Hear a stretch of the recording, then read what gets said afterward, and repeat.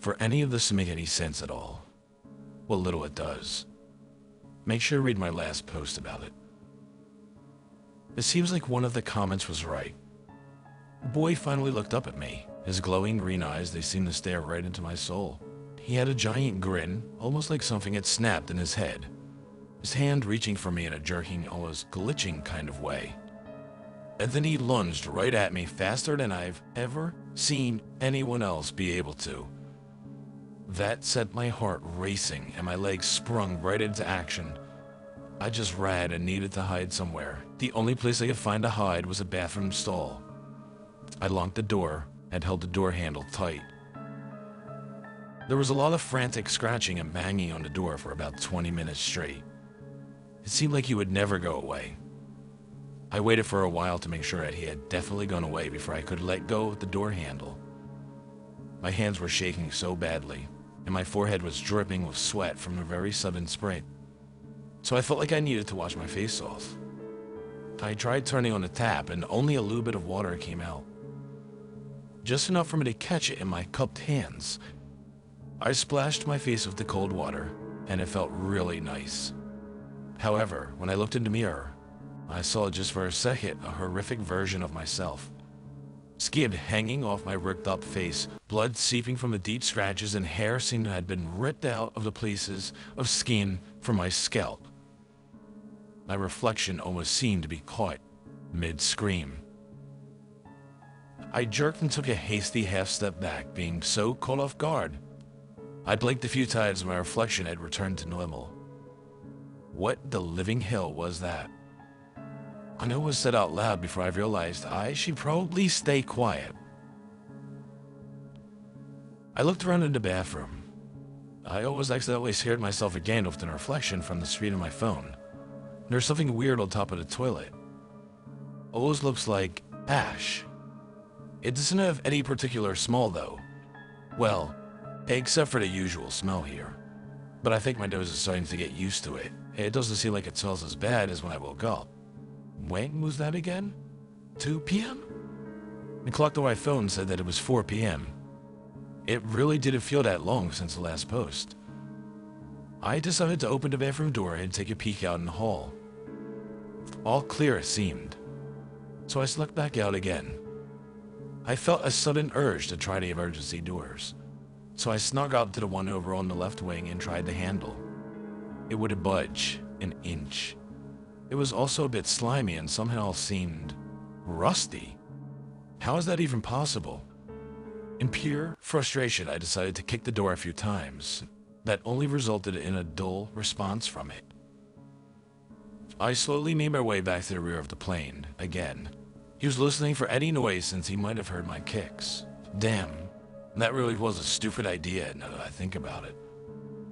Being hyper-aware, though, I started hearing the scratching noise again. It almost sounds like nails being dragged across the wooden door of some sort. I was keeping my eyes out for the boy. Luckily, he seemed to have disappeared into thin air because I couldn't see him anywhere. That meant that I could make my way all the way back to the kitchen area. I felt I could find something to help me break open the door to the cockpit. I needed to know if I can get this plane down, or, even better, find someone who could tell me what's going on. But I was also afraid that the noise I would make in order to break down the door would catch the attention of the boy, and that he would attack me again. I frantically searched through the cabinets, the fridge, the freezer, everything. There was just plastic sporks and knives. Just useless stuff. Oh, and rotting food, of course. Wherever was going on was acting quick on biological things. Though in one of the last cabinets I searched, there was a small hatch, just barely big enough for me to fit through. But it was quite heavy to lift despite its small size. So if I didn't want to risk staying here where the crazy boy was, and I can't seem to find anything useful, I might as well risk going down the hatch. I carefully leaned in to take a look, shined a flashlight from my phone down there. I didn't see much more than the checked-in bags when I suddenly felt myself being pushed. I lost my balance and fell down, head first. When I came to, things seemed a bit blurry. I stood up and looked around. I was definitely in the cargo and baggage hold, or whatever they call this area. There's bags and containers strewn out all over the place. The mold had affected this place too, but it looked kind of different. More shiny, glittery, radiant. It always looked pretty. If it wasn't for the fact that blood seemed to drip through the upper floor down here, or wait, no, the walls were definitely covered in blood. It wasn't from upstairs, it came from inside here. I could hear scratching now again, this time a lot louder. It made the tiny hairs on the back of my neck stand up, and then I felt it. A hot, warm breath on my neck.